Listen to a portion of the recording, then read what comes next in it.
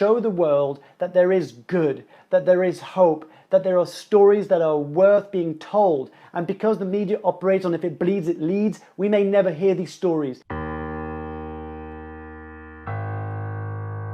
Hi and welcome back to the show. My name is Mark Leruste, and today we're going to do something a little bit different than usual.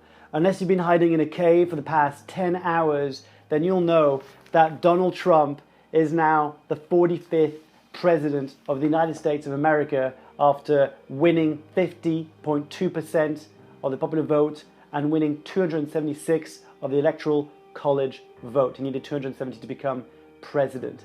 Now, I don't know about you, but I woke up just like after Brexit thinking, surely this is going to be a joke. This can't be real. Well, it is. And the scary thing is that when you start looking at who are the political figures who were first to congratulate Donald Trump, well, you're actually looking at Vladimir Putin, Marine Le Pen, Nigel Farage.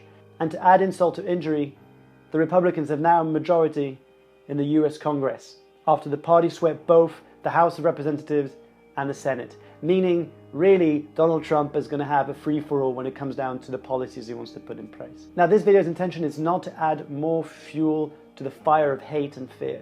In fact, I'm hoping to do quite the opposite. You see, what I've come to realize is that just like Brexit, Donald Trump becoming the 45th president was down to two things. One, fear, and two, hate. You see, the narrative that we've been hearing over and over again is that the world's become a worse place than it used to be. Well, that's not exactly true. And what scares me is that in 2017, France is going to the voting polls to elect its next president in April and in May.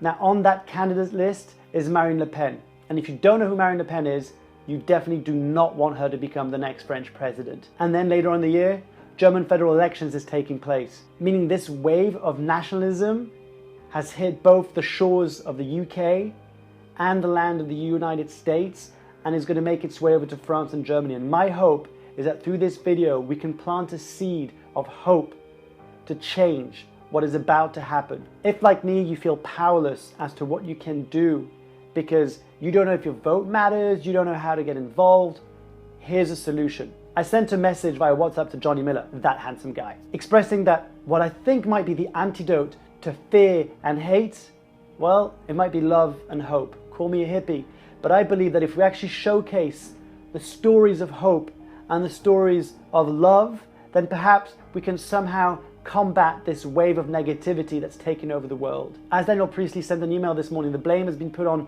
the Muslims, the migrants, and the millionaires. And as a result, we've been using fear tactics to get people to vote for really people who should not be in power and for decisions that really should have not gone through. So here's what I want you to do. I want you to look around you. I want you to pay attention to the stories that make your heart sing. Where you see hope, I want you to capture that.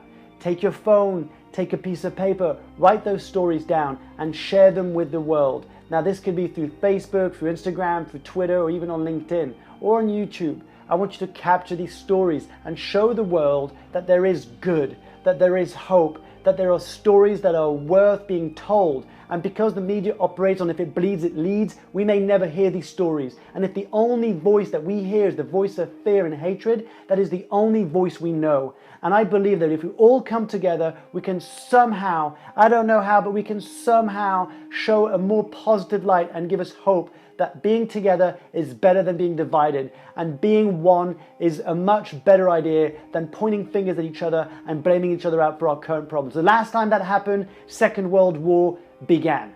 Now, I don't know about you, but I had grandparents who went through the Second World War. In fact, my great-grandfather received the Légion d'honneur, which is one of the highest ranking honors that you can receive as a militant, because he was in the resistance and he helped fight against Nazi Germany in France. So not only is it our responsibility to make sure that we don't see this wave of popularism going across Europe and taking over again and erasing the pages of history, but this is our moment to show some positivity in the world. So call me a hippie, but I want you for once to embrace your inner hippie. Share with the world what's good about the world, and the world will give you back good. I kind of blacked out there for 5 minutes, but really I hope that this message will give you some seed of hope, because if anything, I got back up today and said, what can I do? And I'm not a politician, I don't have money, I don't have a big business, but what I do have is a voice, and you have a voice too. And the best way to express that voice is to share it online. And you know who else has got a voice that is not being heard?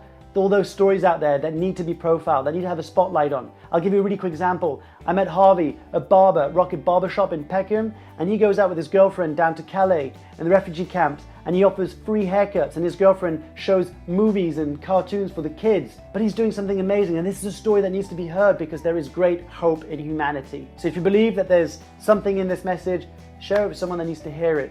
And I really look forward to seeing your video of hope spreading like wildfire online.